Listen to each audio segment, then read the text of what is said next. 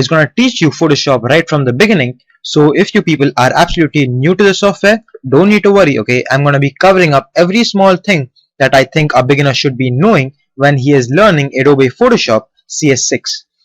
This tutorial series is also great for those users who have some experience in Photoshop but they want to learn Adobe Photoshop more in detail so that they can have professional-like results when they are working with their files and are basically just doing some personal work or anything like that. So let's get started with today's tutorial, people. So guys, since this is the first part in your tutorial series, I'm going to devote the first video in explaining you the important Photoshop settings that one should do when he is about to start some heavy work on Photoshop. Now, even if you guys are beginners and you're just about to edit some basic images that you have taken from your cell phone or from your iPad or anything, I still encourage you people and I still recommend you people to watch this tutorial right till the end so that you guys can actually power up Photoshop, because what happens is most of the times you people will be having a good computer but Photoshop will not be able to utilize all its power, and therefore you may sometimes experience crashes and Photoshop hanging and lagging a lot. Alright guys, so let's just get started with today's tutorial. Now guys, for going to the place where you're gonna do some changes in the settings, for Mac users, the place is gonna be in this Photoshop button over here, okay, which says Photoshop. Click on it and go to the preferences, alright, and then to the general tab and wait over there. And now I'm gonna explain for the Windows. For all those who are using Windows like me, alright, go to the edit tool or the menu, preferences, and go to general. Alright, now once you are there guys, what's going to happen is you're going to take a look at this dialog box over here. Alright, now now I have already done some changes, okay, which I think is important, so I'm just going to tell you what all to do. Okay, now definitely people, once you have once you have got to the preferences setting dialog box, by default guys, this thing is going to be out. Okay, this thing is going to be checked out. Make sure that you check it in. Okay, now I recommend you people to check it in because it's a cool feature. It says zoom with scroll wheel. Alright, now I'm just going to go ahead and click OK for now. Alright, just to show you what it basically does. It's pretty self-explanatory, but just to show you, alright, what it basically means and does is that guys, no matter which tool I have selected in Adobe Photoshop, I can just use my scroll wheel. Okay, it can be a zoom tool, it can be the hand tool, it can be the marquee selection tool, it can be the paint tool, it can be the marquee selection tool, the lasso, patch tool, or the clone stamp tool, the move tool, or anything like that. Okay, but I can just simply move and actually zoom in, okay, using my scroll wheel, okay, which is there available to me on my mouse. Now most of the mouse in today's world, people, have the scroll wheel, so you don't really need to worry about it. Okay, just if you just do a good scroll and you will be able to concentrate on the part where you want to zoom in. Alright, so that's a pretty cool feature. Go under the menu again, preferences, and interface this time, because we are through with the general. Now if you people would have seen Adobe Photoshop CS5, okay, to all those rookies and all those people who have seen it, okay, you would have noticed that the interface of Adobe Photoshop, or the way Adobe Photoshop looked like, was somewhere like a grayish color, okay, a light grayish color. So if you guys really miss that thing, you have this interface option, okay, under the preferences menu, interface tab, and under the color theme, okay, you can actually change the color of the Adobe Photoshop. And as you can see, there's a live update happening to Adobe Photoshop, and you can actually see that how Adobe Photoshop will look once you have applied this color. Now I really like working in the dark, guys, so I'm just gonna go ahead and put it back to black, and that's a very important thing.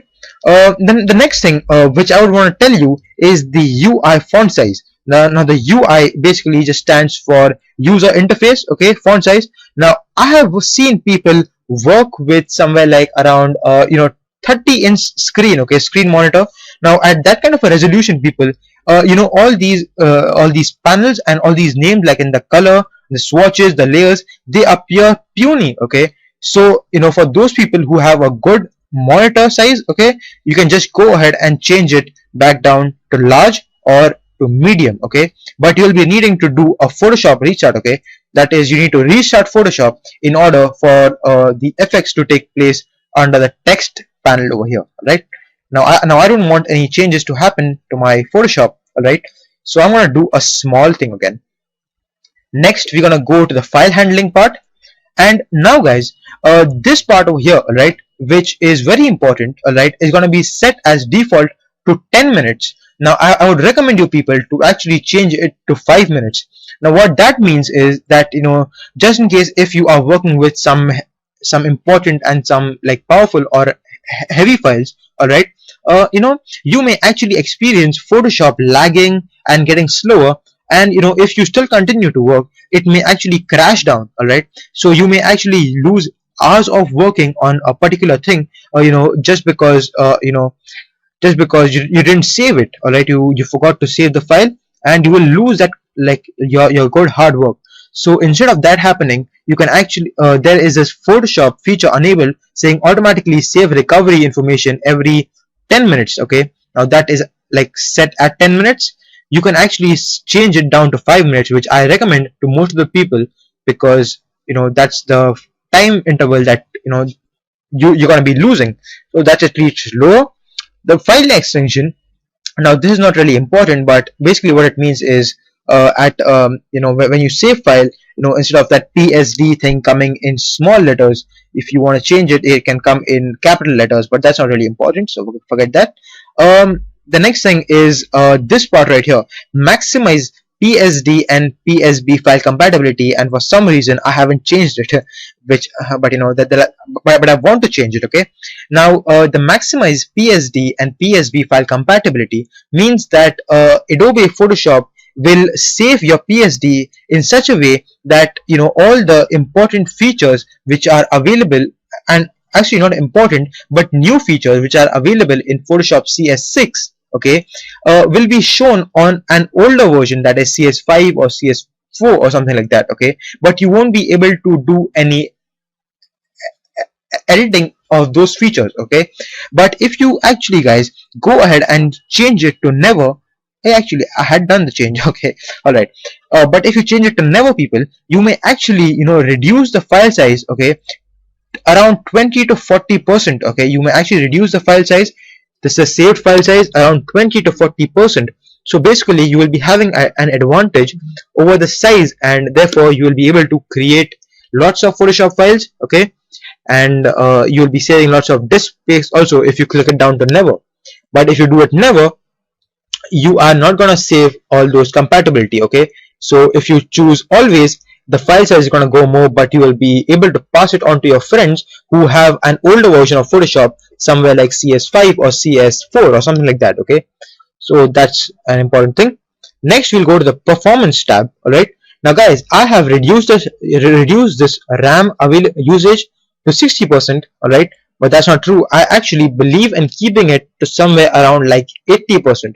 Now remember guys, I have changed it to 80% because my computer right now is having somewhere around like 4 gigabytes of RAM, okay. So I can actually, and I actually do quite some work on Adobe Photoshop, alright. So, and instead of, you know, so I would want my Photoshop to run smoothly, alright. So therefore I'm increasing this let Photoshop use, alright, my 2807 MB, that is my 80% of my available RAM, alright. But if you people are low on RAM, okay, that is around like if you're using 1 GB or 2 GB RAM, firstly guys, I would recommend you people to increase the size of the RAM, okay, upgrade your RAM.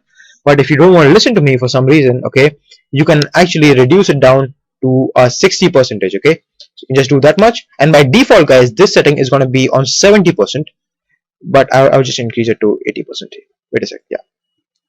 Alright, so that's it. And yeah guys, and one more thing that you should be noticing in this thing is add this part which says GPS settings, that is the graphics processor settings. If you if your this part guys is been faded out, okay, that means that you are gonna lose lots of cool features in Adobe Photoshop CS6.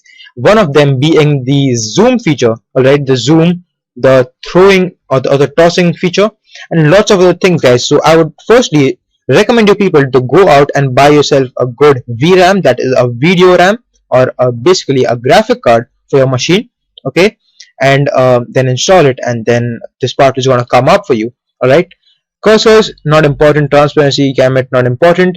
Plugins, actually guys, this is the part where show all filter gallery groups and names. Okay, if you click this in guys, okay, and click OK to go out of the menu, your filter guys is gonna show you lots of other cool what do you say, effects, okay, which will be available to you in Photoshop. So I would just say that go to the preference settings and then keep it on. All right, so that's the basic settings that I do, people, before I start my work in Adobe Photoshop, just in case if I have formatted my computer and I lost Photoshop, and when I'm installing it again, make sure that you do all the settings. Like I always do those settings because they are really important, and I then start using Adobe Photoshop.